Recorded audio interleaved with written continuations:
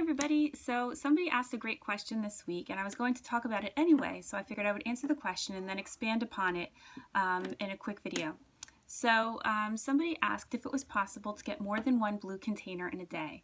And I agree that it seems unfair that you can't have, for example, cheese and guacamole, not only in the same meal, but not even in the same day, according to most of the calorie levels in the container system for almost all of the programs.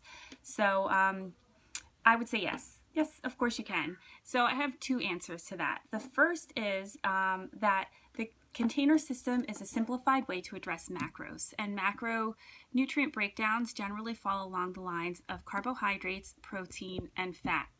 And so the idea is we need a certain balance of each macronutrient in each day in order to be healthy and to be successful, and that like the way you adjust your macros can adjust obviously whether you gain or lose weight, but a whole variety of other health related factors too, including energy levels, hormone levels, and so on.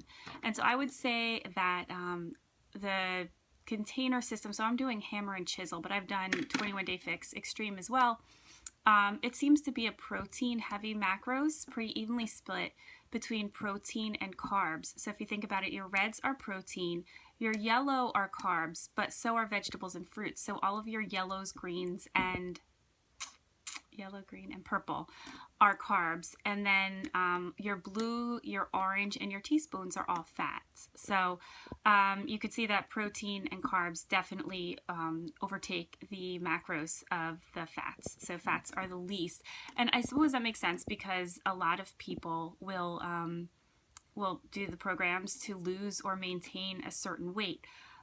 But there's a lot of different thought out there on which macros are best or healthiest for people, especially now within the paleo community. Especially there is a move towards being ketogenic or being fat burners, and that makes it like an 80% balance of fat to like 15 of proteins and 5% of carbs. So I'm not saying that's healthy either, but just saying that to illustrate that there's a wide variety of what people find or define as acceptable macros. So that's one.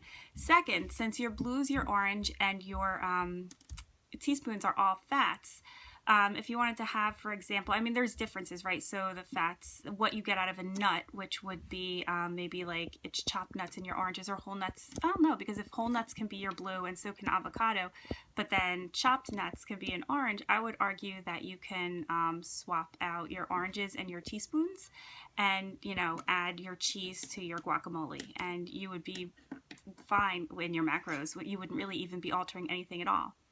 Or, so healthy fats are increasingly being considered an important part of balancing hormones, especially for women. So I think it's fine if you want to go a little higher fat in your macros in any given days.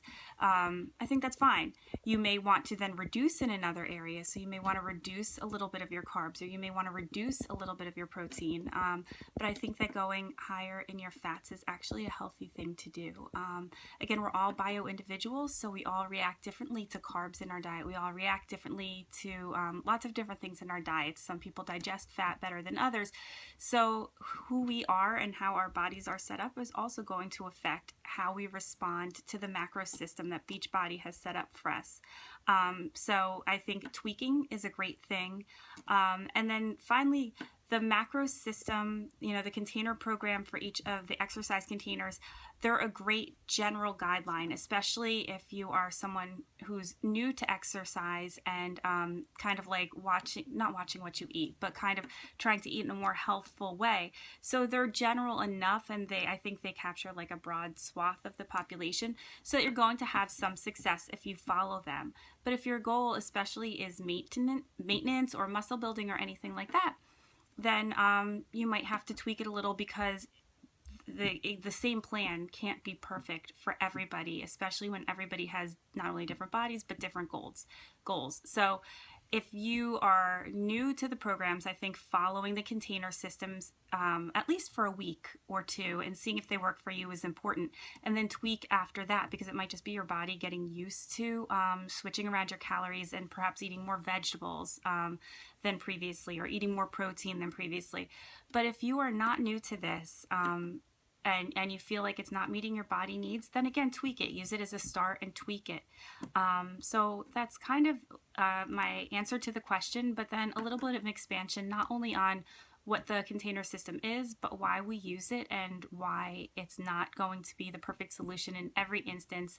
And you can trust your body. If it's asking for more fat, then give it more fat. Just make sure it's the right kind of fat.